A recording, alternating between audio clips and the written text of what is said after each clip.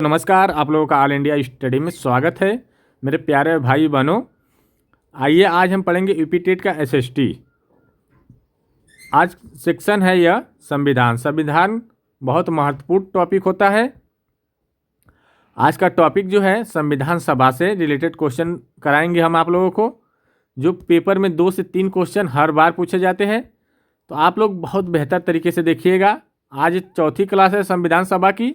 कुल आज 120 क्वेश्चन हो जाएंगे। तो आप लोग पूरा वीडियो जा कर के पीछे वाली भी देख लीजिएगा, ताकि यह एकदम क्लियर हो जाए। यहाँ से 2 से 3 क्वेश्चन आना तय ही रहता है, चाहे कोई भी परीक्षा हो, कोई भी, चाहे यूपी टेट हो, चाहे कोई भी परीक्षा हो, सभी में यह आना तय है। तो आइए हम लोग प्रश्न नंबर 1 पर आते हैं। प्रश्न नंबर 1 है, संविधान सभा में किस महिला सदस्य ने दस्तखत हस्ताक्षर करते समय हिंदी और अंग्रेजी दोनों भाषाओं का प्रयोग किया था? देखिए कितना बढ़िया क्वेश्चन है, बहुत इम्पॉर्टेंट है, ठीक ना। तो बताइए। ऑप्शन नंबर 1 है सरोजिनी नायडू, बी है सुचेता कृपलानी, सी है अम्मू स्वामीनाथन और डी है बेगम एजाज रसूल। तो बताइए इसका सही आंसर क्या होने वाला है। तो देखिए, हिंदी और अंग्रेजी दोनों भाषा में जो प्रयोग किए थे हस्ताक्षर, तो वह जो थे सुचेता कृपलानी। कौन थे? सुचेता कृपलानी। आइए प्रश्न नंबर 2 देखते हैं। संविधान की मूल प्रविधि किस गैस से भरे चैम्बर में रखी गई है? जो मूल प्रविधि है संविधान की, जो खराब न हो, ठीक ना, कहने का मतलब वो सुरक्षित रहे, वह किस गैस के चैम्बर जो बना है उसमें रखी गई है। मतलब गैस रखी गई है जिससे वह खराब न हो, चाहे कितना दिन हो जाए, ठीक ना। तो देखिए, जो संविधान की जो मूल प्रवृत्ति है उसको सुरक्षित रखने के लिए संसद भवन में जो पुस्तकालय होता है उसमें हीलियम से भरे जो कांच के बॉक्स है उसमें उस कागज को रखा गया है ताकि वह खराब न हो, ठीक ना। तो कौन सा है? Helium. Option number C correct हो जाएगा इसका। आइए प्रश्न नंबर 3 देखते हैं।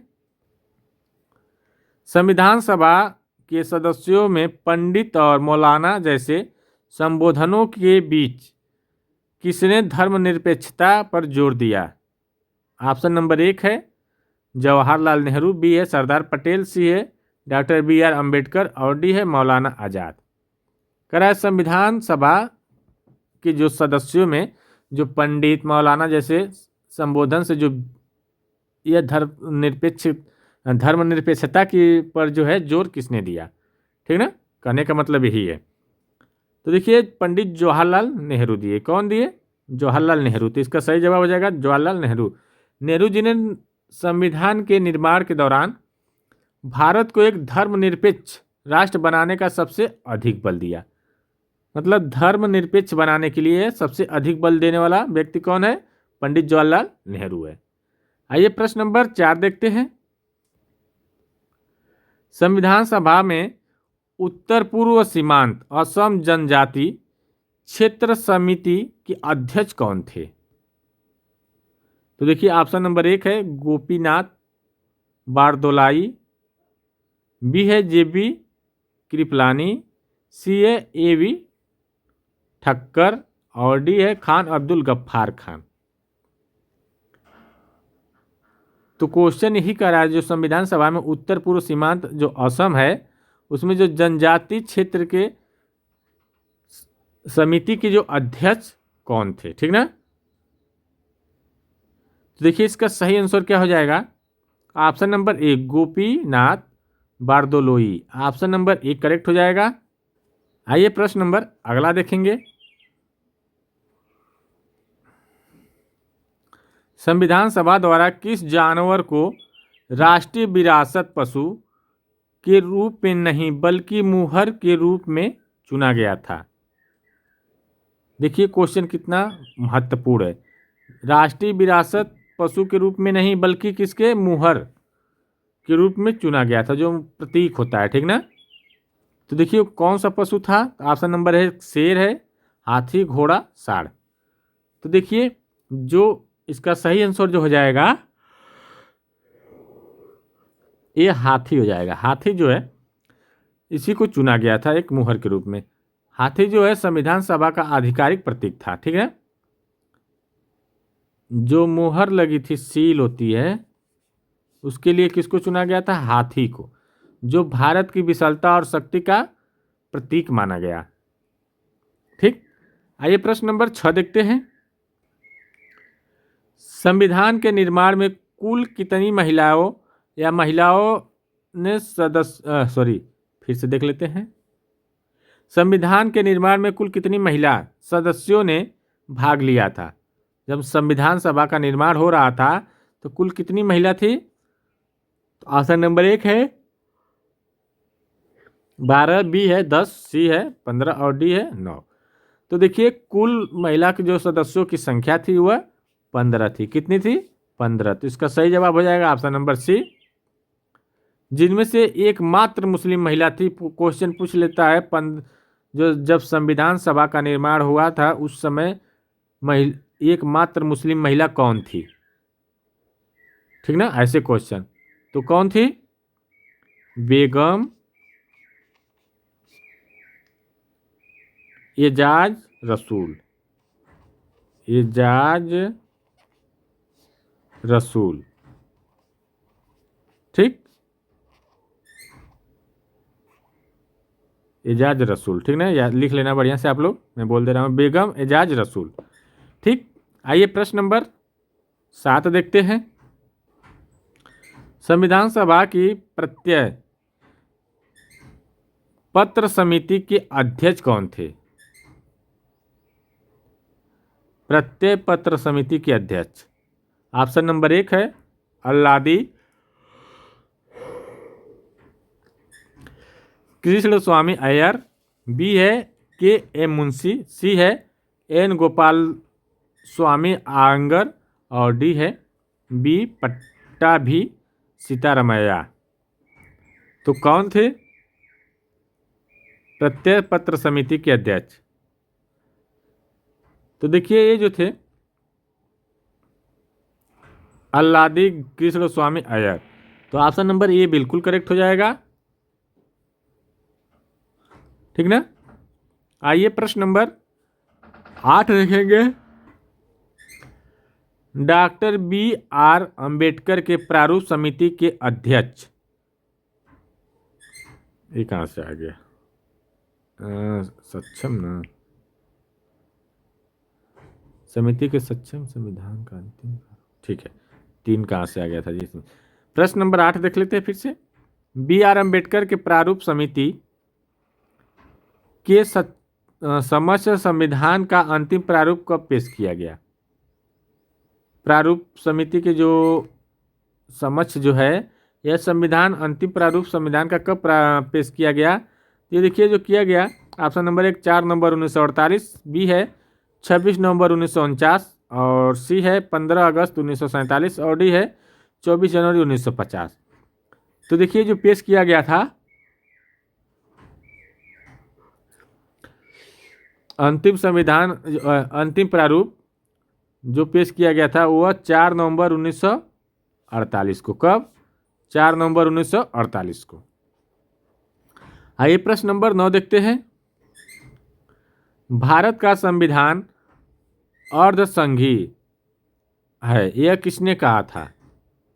तो ऑप्शन नंबर 1 है के सी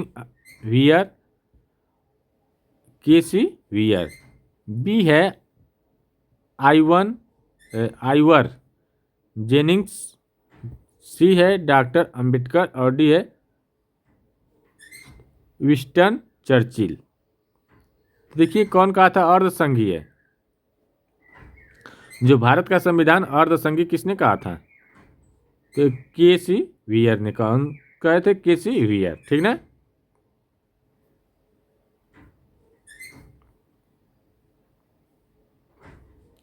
ऐसा क्यों कहा था भाई? जानते हो ऐसा क्यों कहा था? जब संविधान बना था ना तो उसको देखते हुए ये बात इसलिए कहे कि जो इसकी शक्ति है, अधिक शक्ति किसको दी गई है? केंद्र को दी गई है, ठीक ना, इसीलिए। आइए प्रश्न नंबर 10 देखते हैं। संविधान सभा में मद्रास प्रांत से कितनी सीटें आवंटित की गई? जो मद्रास प्रांत था वहां से कुल कितनी सीटें? ऑप्शन नंबर 1 है 49, बी 55, सी 31 और डी 19। तो संयुक्त प्रांत जो था उस समय, संयुक्त प्रांत मतलब प्रोविएंट जो था वह मतलब अब उत्तर प्रदेश के बाद दूसरा मद्रास सबसे बड़ा प्रांत था। पहले संयुक्त प्रांत मतलब अब जो इस समय उत्तर प्रदेश है, संयुक्त प्रांत मतलब अब उत्तर प्रदेश से पहले उसको संयुक्त प्रांत बोलते थे, ठीक ना। और उसके बाद दूसरा जो प्रांत था वह मद्रास बड़ा था, ठीक ना। तो मद्रास से कुल 49 सीटों पर आवंटित किया गया था। तो ऑप्शन नंबर ई करेक्ट हो जाएगा, ठीक। आइए प्रश्न नंबर 11 देखेंगे। संविधान सभा के चुनाव में अनुसूचित जाति के कितने सदस्य निर्वाचित हुए थे? ऑप्शन नंबर 1 है 26, बी है 33, सी है 15 और डी है 20। कह रहे संविधान सभा के चुनाव में अनुसूचित जाति के कितने सदस्य निर्वाचित हुए थे? तो कुल जो थे ये 26 सदस्य। कितने? 26। ध्यान रहे, बहुत महत्वपूर्ण है। आइए प्रश्न नंबर 12 देखते हैं। संविधान के पिता के रूप में किसे जाना जाता है? तो संविधान का पिता किसे कहा जाता है? तो ऑप्शन नंबर 1 है राष्ट्रपिता, नहीं संविधान का पिता। बहुत महत्वपूर्ण क्वेश्चन है। जो क्वेश्चन मैं करा रहा हूँ ना इतना महत्वपूर्ण है, चाहे कितना भी घुमा कर क्वेश्चन पूछे आप लोग आसानी से कर ले जाएंगे, बस आप लोग देखिए। ऑप्शन नंबर 1 है डॉक्टर राजेंद्र प्रसाद, बी है जवाहरलाल नेहरू, सी है बी आर अम्बेडकर, डी है बी एन राव। तो देखिए किसको संविधान का जनक कहा जाता है? उन्हीं को कहा जाएगा संविधान का पिता। तो देखिए डॉक्टर बी आर अम्बेडकर को ही कहा जाता है, ठीक ना। आइए प्रश्न नंबर 13 देखते हैं।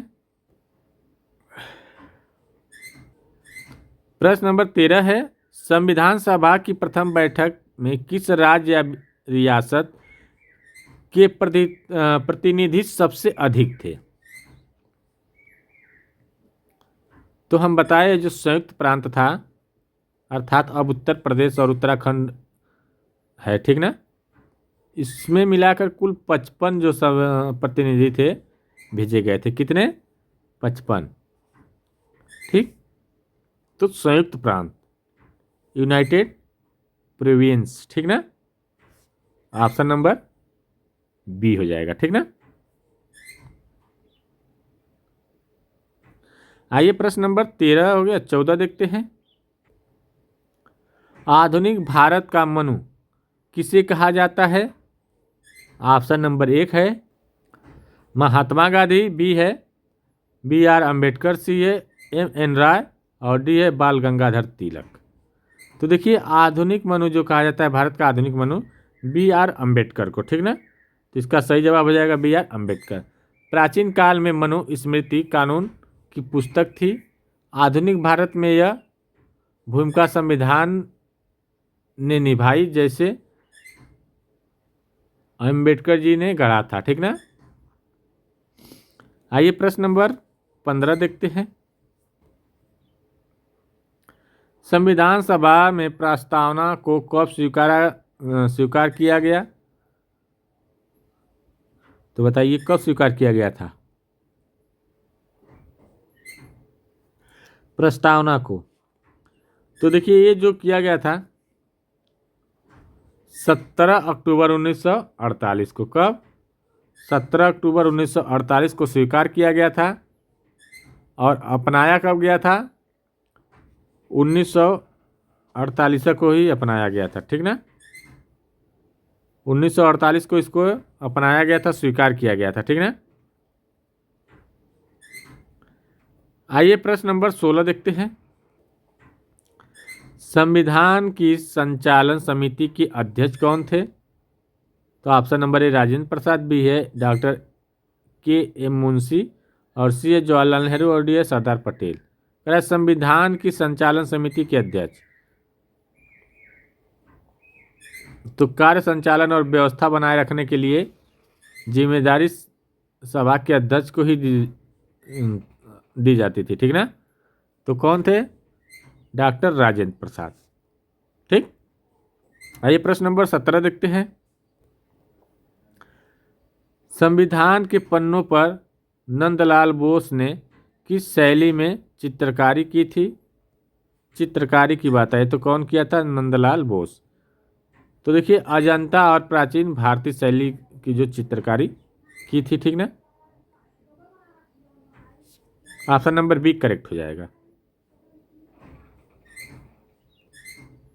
प्रश्न नंबर 18 है, संविधान सभा के चुनाव में निर्दलीय उम्मीदवारों को कितनी सीटें मिली थी? तो ऑप्शन नंबर 1 है 15, 8, 10, 5। तो देखिए निर्दलीय जो उम्मीदवार थे उनको 8 सीटें मिली थी। कितने? 8 सीटें, ठीक ना।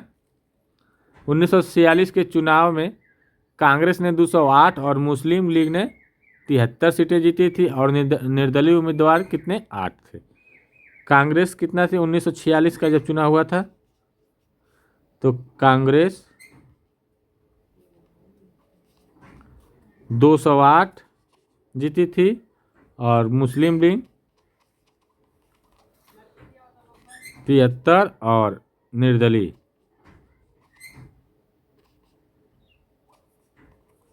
ये 8 सीटें, ठीक ना। आइए प्रश्न नंबर 19 देखते हैं। कैबिनेट मिशन भारत कब पहुंचा था? तो ऑप्शन नंबर 1 है मार्च 1946, बी है अगस्त 1946 और सी है दिसंबर 1945 और डी है जून 1946। तो जो कैबिनेट मिशन था ना यह भारत 1900 मार्च में पहुंचा था, मार्च 1946 को। इसका सही आंसर हो जाएगा ऑप्शन नंबर ए। कब मार्च को? 24 मार्च 1946, ठीक ना, याद रखना। कहाँ पहुंचा था? दिल्ली। आइए प्रश्न नंबर 20 देखते हैं। संविधान सभा में विशेषाधिकार समिति के अध्यक्ष कौन थे? अल्लादी कृष्ण स्वामी अय्यर, सरदार पटेल, डॉक्टर राजेंद्र प्रसाद, बी पट्टाभी सीतारामैया। पट्टाभी सीतारामैया। तो देखिए करा संविधान सभा की विशेषाधिकार समिति, विशेषाधिकार समिति, तो इसके जो अध्यक्ष थे अल्लादी कृष्ण स्वामी अय्यर। कौन थे? ऑप्शन नंबर ए करेक्ट हो जाएगा। आइए प्रश्न नंबर 21 देखते हैं। संविधान सभा के सदस्यों का चुनाव कैसे हुआ था? तो ऑप्शन नंबर प्रत्यक्ष निर्वाचन द्वारा, बी है प्रांतीय विधान सभाओं के सदस्यों द्वारा प्रत्यक्ष रूप से, सी है गवर्नर जनरल द्वारा नामांकन द्वारा, सी है केवल रियासतों द्वारा। तो बताइए इसका सही आंसर क्या हो जाएगा? यह जो था प्रांतीय विधान सभाओं के सदस्यों द्वारा अप्रत्यक्ष रूप से यह चुनाव हुआ था। तो ऑप्शन नंबर बी करेक्ट हो जाएगा। प्रश्न नंबर 22 देखेंगे। भारतीय संविधान को वकीलों का स्वर्ग किसने कहा था? ऑप्शन नंबर 1 है आइवर जेनिंग्स, बी है ए.वी. डार्सी, सी है लॉर्ड माउंटबेटन और डी है महात्मा गांधी।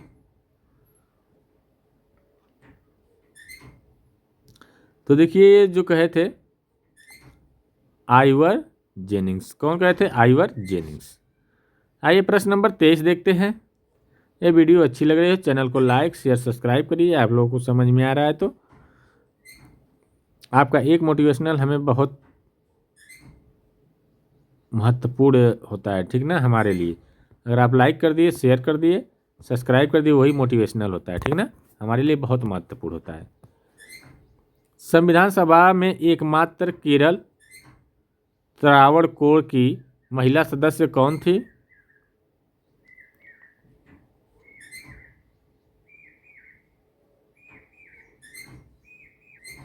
तो ऑप्शन नंबर 1 है एनी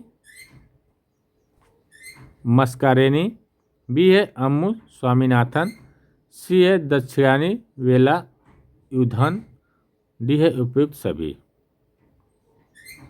तो एक मात्र पूछ रहा है ना, तो इसका सही आंसर क्या हो जाएगा?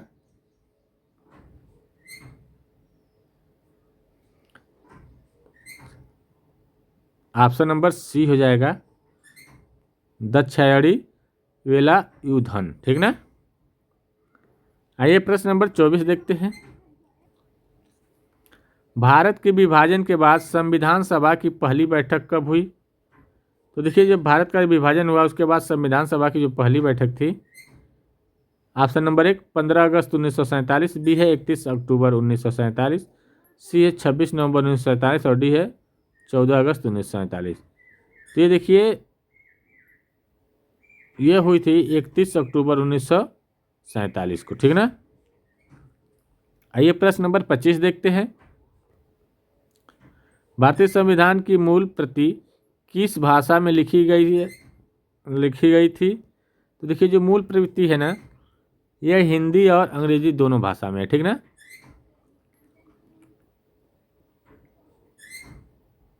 तो इसका सही जवाब